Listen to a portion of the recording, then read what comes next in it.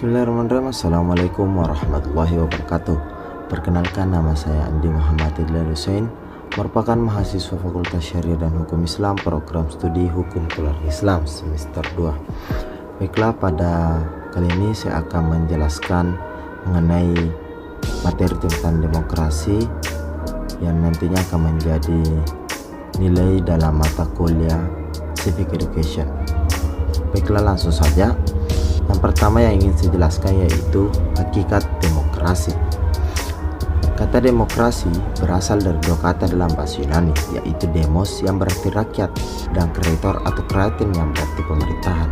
Sehingga demokrasi dapat diartikan sebagai pemerintah rakyat. Kata ini kemudian diserap menjadi salah satu kata dalam bahasa Inggris, yaitu demokrasi. Baiklah, selanjutnya yaitu bagian B, yaitu demokrasi Pancasila. Noto Nagoro yang menyatakan demokrasi Pancasila adalah kerakyatan yang dipimpin oleh hikmah kebijaksanaan dalam permusyawaratan perwakilan yang berketuhanan yang Maha Esa, yang berperi kemanusiaan yang adil dan beradab, yang mempersatukan Indonesia, yang berkeadilan sosial bagi seluruh rakyat Indonesia. Materi ketiga yaitu kasus penyimpangan demokrasi yang ada di Indonesia. Pertama, demokrasi parlementer. Pada masa berlakunya demokrasi parlementer berlaku pada tahun 1945 sampai dengan 1959. Kehidupan politik dan pemerintahan tidak stabil, sehingga program pembangunan dari suatu pemerintahan tidak dapat dilaksanakan dengan baik dan berkeseimbangan. Salah satu penyebab ketidakstabilan tersebut adalah saling bergantinya pemerintah yang bertugas sebagai pelaksana pemerintah. Yang kedua adalah demokrasi terpimpin. Kegagalan konstitusi dalam menetapkan undang-undang dasar baru yang diikuti suhu dan situasi politik yang memanas dan membahayakan keselamatan bangsa dan negara. Maka pada tanggal 5 Juli 1959, Presiden Soekarno mengeluarkan dekret presiden. Dekret presiden dipandang sebagai usaha untuk mencari jalan keluar dari kemacetan politik melalui pembentukan kepemimpinan yang kuat untuk mencapai hal tersebut di negara kita saat ini. Di negara kita saat ini digunakan demokrasi terpemimpin. Adapun penyimpangan pada masa demokrasi terpemimpin. Yang pertama itu mengepurnya sistem kepertanian. Banyak pemimpin partai yang dipenjara. Yang kedua, peranan parlemen lemah, bahkan akhirnya dibubarkan oleh presiden dan membentuk DPR GR atau Dewan Perwakilan Rakyat gotong royong. Yang ketiga, jaminan HAM melemah, dan yang keempat adalah terjadinya sentralisasi kekuasaan. Yang selanjutnya adalah demokrasi Pancasila pada masa era Orde Baru.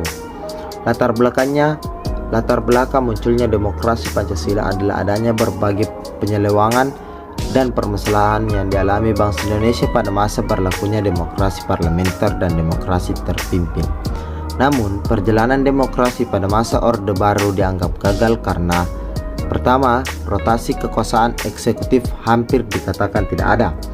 Yang kedua, rekrutmen politik yang tertutup, pemilu yang jauh dari semangat demokratis, pengakuan HAM yang terbatas.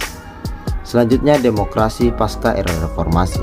Perubahan yang terjadi pada era Orde Reformasi adil dilakukan secara bertahap. Oleh karena itu, konsep reformasi tidak sama dengan konsep revolusi yang bereksploitasi suatu perubahan total dan mendasar pada seni sektor atau komponen dalam suatu sistem politik yang mengarah kepada sistem kekerasan.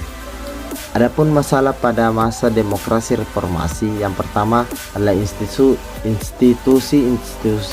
telah dikuasai kembali oleh kalangan elit. Yang kedua, korupsi terus tidak tertanggumi, bahkan semakin merajalela ke tingkat lokal. Materi yang terakhir adalah penyelesaian dari kasus penyimpangan demokrasi. Pertama, presiden sebagai lembaga eksekutif haruslah kuat dan berani untuk membuat keputusan dan menjalankan sistem kebijakan. Yang kedua, demokrasi sebagai sistem pemerintah yang berasal dari rakyat, oleh rakyat, dan untuk rakyat haruslah benar-benar bersih tanpa ada campur tangan dari pihak yang hanya mementingkan kepentingan pribadi dan golongannya. Yang ketiga, partai politik sebagai salah satu alat penjernihan, penjamin kebebasan rakyat dalam bersuara dan menyampaikan aspirasi harus jelas berfungsi sebagaimana mestinya. Yang keempat, birokrasi sebagai wilayah eksekusi kebijakan haruslah bersifat netral tanpa dicampur tangan dari partai politik. Yang kelima adalah Indonesia sebagai negara kepulauan yang terpisah bukan berarti rasa nasionalisme dan kebangsaannya pun turut berpisah. Justru kita harus makin bersatu sehingga dapat tercipta ketahanan nasional yang kuat.